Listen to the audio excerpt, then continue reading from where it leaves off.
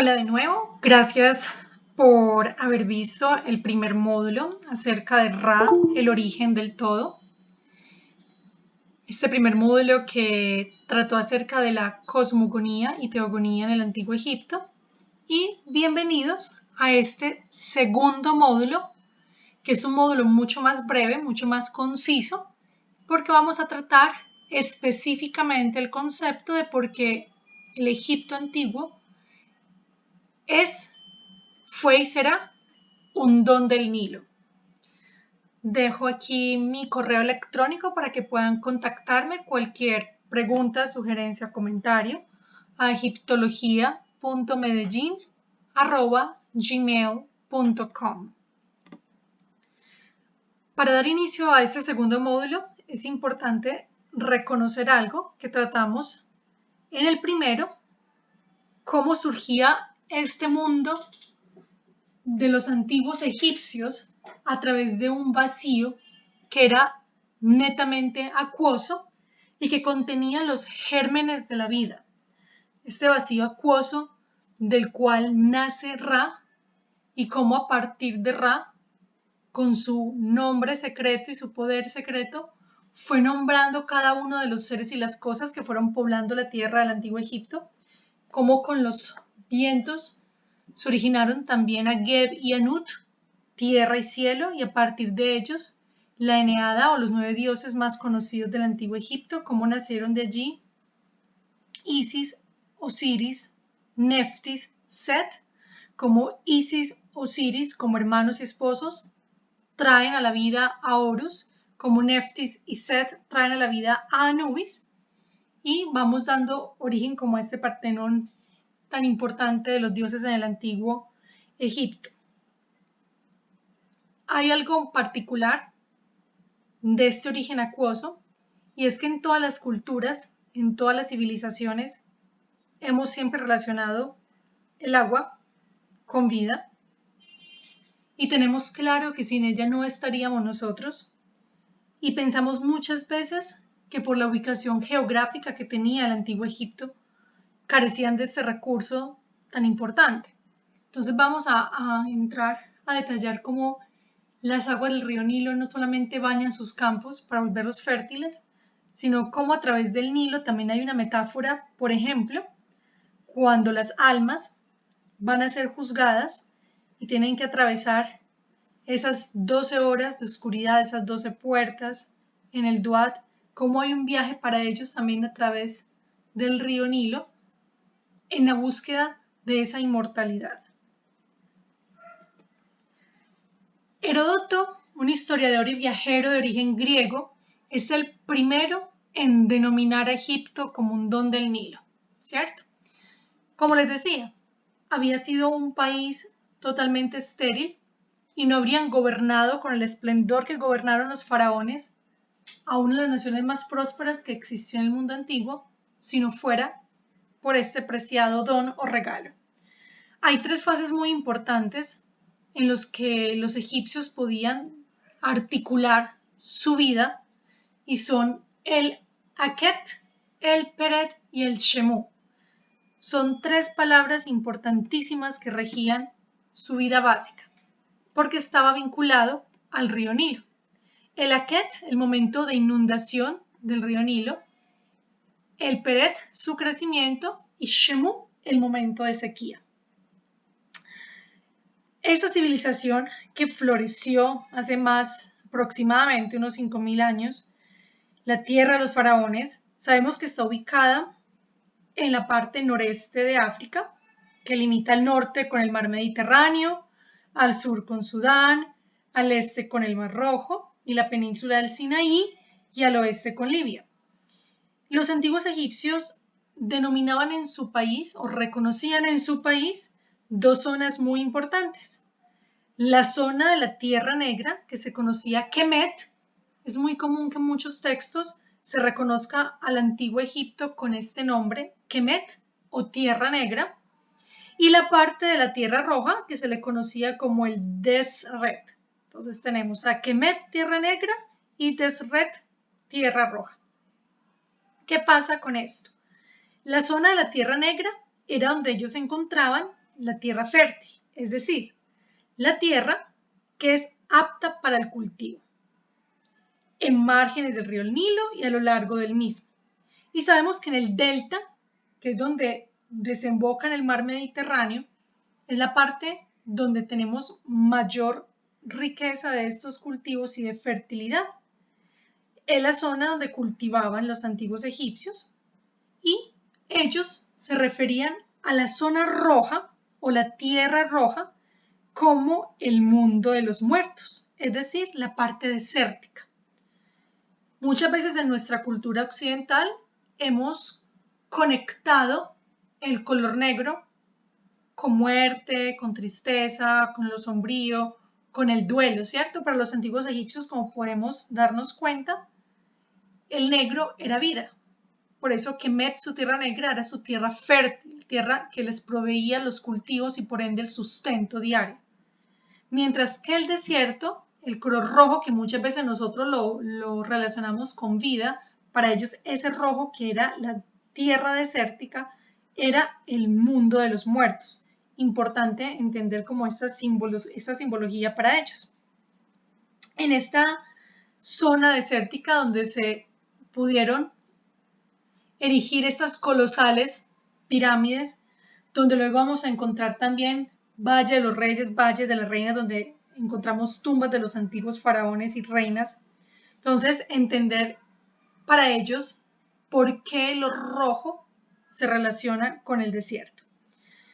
En el siglo V a.C., Heródoto visitó estas tierras, la Tierra Negra y la Tierra Roja, y efectivamente, al ver al río Nilo, dijo, esa tierra, Egipto, es un don del Nilo.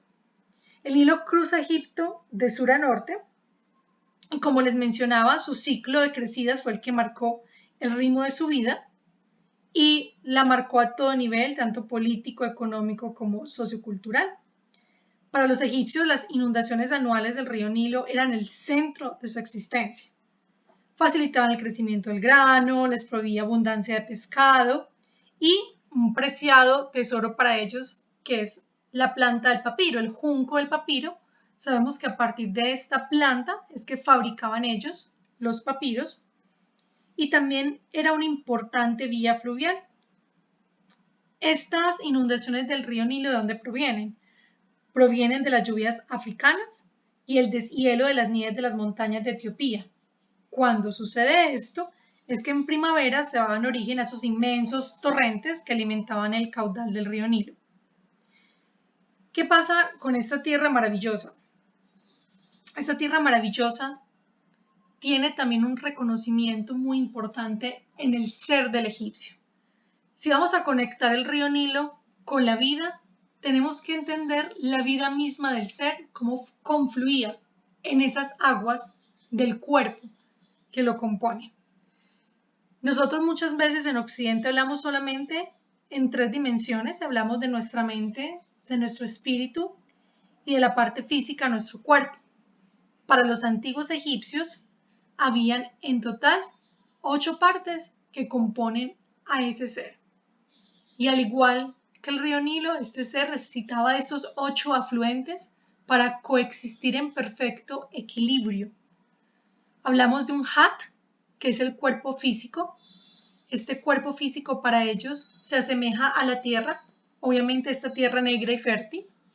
Va hacia el espíritu que vuela hacia los dioses, es decir, que es un espíritu que va a trascender después del juicio del alma, que lo veremos en el módulo 3, en el módulo que trataremos la parte de la momificación y la psicostasia, o pesaje del alma.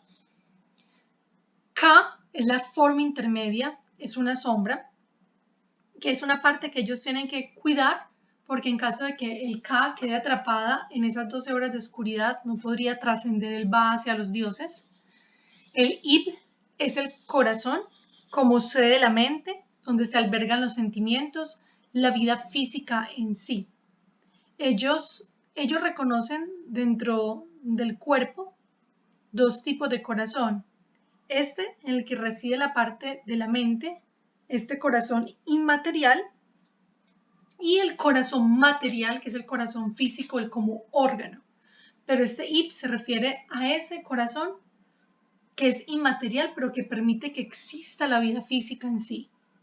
Hu, la inteligencia, Sa, cuerpo espiritual, Ren es el nombre sin el cual nada puede existir, y Sehem es el poder que mantiene unidos todos los elementos que forman el conjunto. Al igual que el hombre secreto de Ra que descubre Isis, Ren es el nombre no secreto, sino nombre parte del ser que permitía la vida de estas partes, y Sehem es ese poder que los mantiene unidos. Para los egipcios era muy importante reconocer que todo lo conforman unas partes, pero que esas partes en completa y perfecta armonía son las que permiten que ese todo funcione. Al igual que el Nilo, esas tres partes en las que ellos dividen de la inundación, la crecida y la sequía, son las partes que rigen su vida, pero son el todo que componen el río Nilo. Tanto el Nilo para ellos dividido en partes que conforman un todo, como el ser también dividido en sus 8 partes para dar origen a una vida completa e integral. Curva recta, muerte y vida.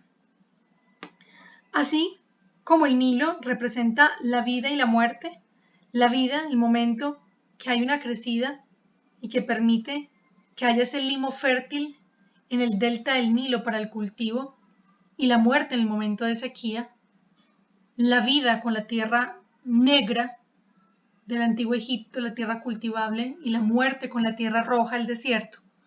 Igualmente para representar al faraón, sea en los templos tallados o sea dibujado en papiros, tenía una simbología, la muerte y la vida, en su representación. Si encontramos al faraón representado con barba recta, significa que el momento en el que se hizo o tallar el faraón en el templo o registrar en un papiro fue en un momento en el que el faraón estaba siendo faraón regente, es decir, faraón vivo. Pero si encontramos su representación con la barba en forma curva, quería decir que el faraón había muerto. Ese es un detalle que se inserta aquí para que miremos cómo en su simbología siempre muerte y vida estaban presentes como uno solo y como un ciclo natural en el cual para ellos no había temor frente a la muerte, era un paso, pero para ellos la muerte daba paso a otra vida más, a una vida inmaterial, una vida eterna. Esta vida que era respetada. Surge en este concepto de vida-muerte mucho la pregunta frente a Egipto como un pueblo esclavizador, y vemos muchas veces en las películas, especialmente las que pasan en Semana Santa, al faraón, al capataz, torturando a los esclavos mientras construyen monumentos y pirámides, y vemos a un Egipto que hizo derramar sangre de un pueblo y que lo sometió y que lo torturó. El éxodo se reconoce dentro de la historia y la egiptología como un suceso real, pero no se veía a los israelitas como un pueblo que había sido esclavizado, sino un pueblo invasor, es decir, ellos, al no ser nativos y al vivir en Egipto, no tenían la misma condición o estatus que tenían los egipcios, pero no fueron esclavizados. Tenían, digamos, no una calidad de vida en el mismo nivel que la tenía un egipcio por ser un pueblo invasor, pero no fueron esclavizados por los egipcios. De hecho, las pirámides no fueron construidas por trabajadores bajo el concepto de esclavos, sino por constructores y trabajadores asalariados. Es decir, su vida no era fácil, se muestran en las momias que se encuentran signos de artritis o otras dolencias, pero estos trabajadores eran artesanos y obreros temporales mientras se hacía este monumento para el faraón, que inicialmente las pirámides fueron concebidas como mastabas o tumbas, luego sabemos que quedan como símbolos del poderío y la grandeza del faraón. Dentro de la pirámide sí estaba obviamente la cámara funeraria donde estuvo depositado un sarcófago de piedra, pero las tumbas luego vamos a encontrarlas en el Valle de los Reyes y Valle de las Reinas. La idea de que los esclavos construyeron las pirámides a golpe látigo, como les decía, coincide en que esto fue un mito. De hecho, se encuentran viviendas aledañas a donde estuvieron esas construcciones, donde se muestra que ellos recibían, además del pago por su trabajo, el registro de su salario, era que ellos tenían tanto para su familia como para ellos mismos el derecho a la momificación, lo cual para todos era fundamental porque sabemos que la preservación del cuerpo a través de la momificación permitía que el alma, después de pasar el juicio, pudiera habitar nuevamente ese cuerpo y tener una vida eterna. Ese era el concepto principal, a grosso modo, del por cuál era tan importante preservar el cuerpo. Que habían diferentes tipos de momificación, dependiendo obviamente del poder adquisitivo, pero que el castigo más grande y realmente condenar a alguien a una muerte para siempre era negarle la momificación. Y los trabajadores, esos artesanos, tenían, además del pago por su trabajo, tenían este derecho a la momificación. Sí hubo esclavos en el antiguo Egipto, pero no con la visión que tenemos de constructores, sino que los esclavos que tuvieron fueron sirvientes domésticos. Y dentro de Egipto, como les decía, hubo pueblos invasores que cohabitaron con los egipcios y obviamente no tenían el mismo nivel de vida. Los campos de Lalu o Arabú. ¿Cuáles son estos campos? Estos campos representan a los campos elíseos para los griegos, a la visión del cielo para la cultura judeocristiana, al Valhalla para los nórdicos. ¿Qué pasa con estas visiones del más allá para los egipcios? Estos campos son unos campos siempre fértiles, campos de las cañas, es decir, campos por los cuales iba a seguir corriendo el río Nilo. El río Nilo en estos campos jamás iba a sufrir los momentos de sequía, sino que iba a ser un río Nilo en perfecto afluente, unos campos siempre fértiles, el limo siempre fértil del Nilo y una tierra cultivable para que los egipcios tuvieran una vida, entre comillas, perfecta, con una exuberante vegetación, aguas inagotables, y eran del dominio de Osiris. Osiris no solamente reinaba en el Duat, en el inframundo, sino en los campos de cañas o campos de la luz. Es importante ver cómo este don que es el Nilo los acompaña en la vida, en la muerte, en esta transición y más allá de la muerte, nuevamente en esta vida eterna, donde están estos campos siempre fértiles gracias a este río Nilo, don de Egipto que le permite ser a Egipto ese don del Nilo y un don inmortal. Muchísimas gracias. Como les decía, este va a ser un módulo mucho más breve. Aquí les dejo alguna de la bibliografía que pueden consultar y estaré próximamente enviándoles el módulo número 3, donde hablaremos acerca del proceso de embalsamamiento, momificación, la psicostasia o pesaje del alma para saber qué pasaba a los antiguos egipcios al morir y el por qué esta obsesión con una vida eterna y con la inmortalidad. Muchísimas gracias. Un excelente día para todos.